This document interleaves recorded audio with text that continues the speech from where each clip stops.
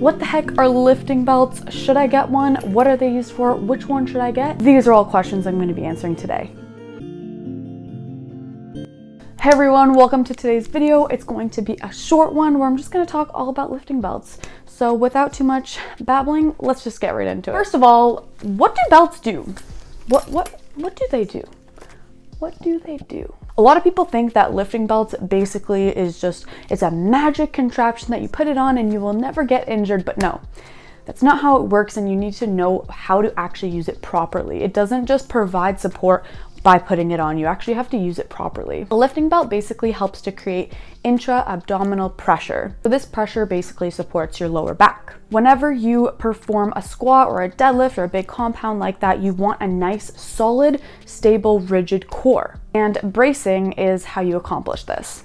I'm going to make a separate video on how to brace properly and how to actually wear a belt and all that, so stay tuned for that. But I'm going to cover the gist of it right now as well.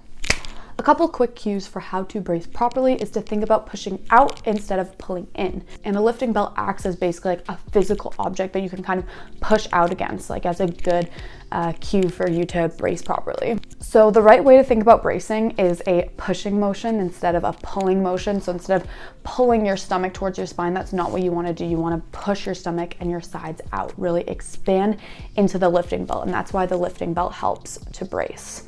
So I'm going to quickly show that. I can do more of an in-depth video of this as well and use the belt, but basically you don't want to think about going like this.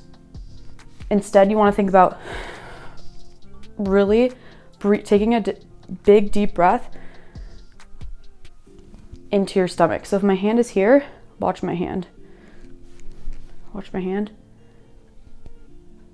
And also here. So when you're practicing bracing, put one hand here, breathe, and also you can put another hand here and make sure both of your hands are going to be moving out. So you're pushing out against here and here. So kind of pretend like someone's about to come and punch you. So, and everything should be really super hard if you feel all the muscles are tightening there. Now you don't want to breathe through your chest like this. There should be no chest movement. Instead, it's going to be through your diaphragm, your stomach. So like that. Not like this, okay? So having oh my God, I feel like I look like Miss Trunchbull right now with the gray. Oh my goodness. Okay, anyways. So the belt, you have it around. This is, I think I should do one more tighter, but anyways, I'm wearing a sweater. So with the belt, you have something physical to push out against. So you should be pushing out here and here. So when I'm bracing right now, I'm pushing, it gets really super tight there. So a little overview on the different types of belts there are is first is going to be velcro belts. So these are typically better for beginners who aren't lifting as much, maybe they're just getting into it. Now there's also bodybuilding belts. So these are typically made out of leather, the wider width at the back, and then it gets narrower in the front typically. And then a powerlifting belt is usually the thickest and the most sturdy of the three, and that's gonna have an even width throughout the entire thing. Now, which type of belt you get has a lot to do with preference.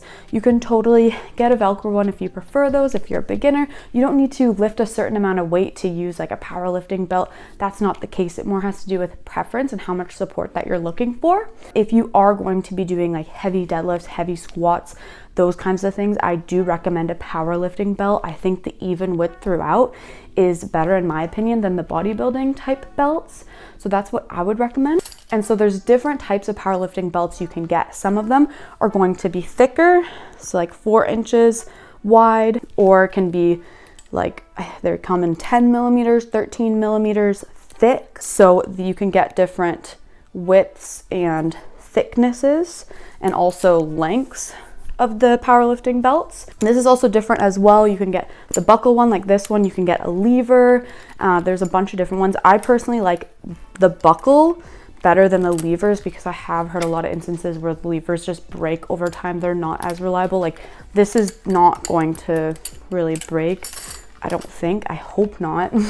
Which powerlifting belt you get has a lot to do with what you're looking for, your body type, and things like that. So for me, I actually bought a different belt before this one. I bought one that I just found on Amazon. It was an even width throughout. It was a lever. I'll put a picture of it here. It was 4 inches wide instead of, this is 3 inches.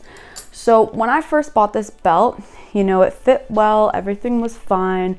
All of a sudden, I would get a lot of bruises, like where my ribs were, my hips were.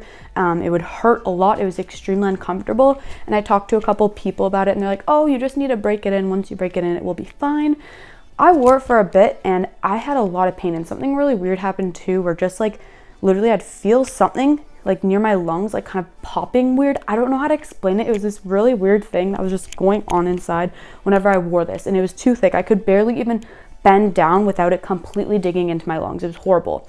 Also, make sure that if you want to compete in powerlifting, the belt that you're getting is IPF approved. This belt that I bought at first was not IPF approved. I went to the IPF approved list of all the different belts and brands you can get, and then I looked through all their lists, and I found this Rogue Ohio. I'll put a picture. This Rogue Ohio 3-inch belt, and I was like, huh, because I think the 4 inches was a bit thick for me. Now I have a bit of a shorter torso and longer legs. That's kind of how my body type is.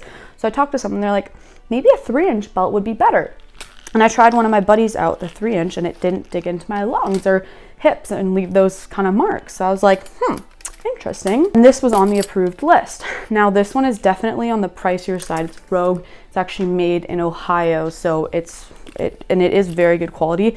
Now I didn't have too much of an issue spending a lot of money because it's something that's gonna last me and something that I'm gonna use a lot. It's all good.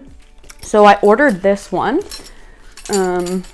This is what it looks like. So it is 3 inches. I think it's 10 millimeters instead of 13. I highly recommend this one to women or men with a shorter torso, just because 4 inches was quite big on me, and this one I can kind of even change its placement a little bit depending on if I'm doing a squat or a deadlift as well. So I strongly highly recommend this belt, especially if you've had issues with the 4-inch. If the 4-inch suits you fine, that's great. You will get a little more support than the 3-inch will provide. But I really like this. It's a lot more comfortable for me, my body type, the lifts I'm doing, stuff like that. So I also saw in the comments and reviews, some people would use this for bench press because it is, you know, smaller width as well. So there's that. As I said, I'm going to do another video on how to wear and use a belt as well. Stay tuned for that. I'll show you guys everything you need to know with that. This was just kind of an overview of should you get a belt, what kinds are out there, and what I would recommend, especially if you have a similar body type to me. If you have any questions about what kind of lifting belt you should get, drop it in the comments down below. I'd love to help you out. Thank you guys so much for watching until the end. I really appreciate it. I hope that you guys have a killer day. Bye.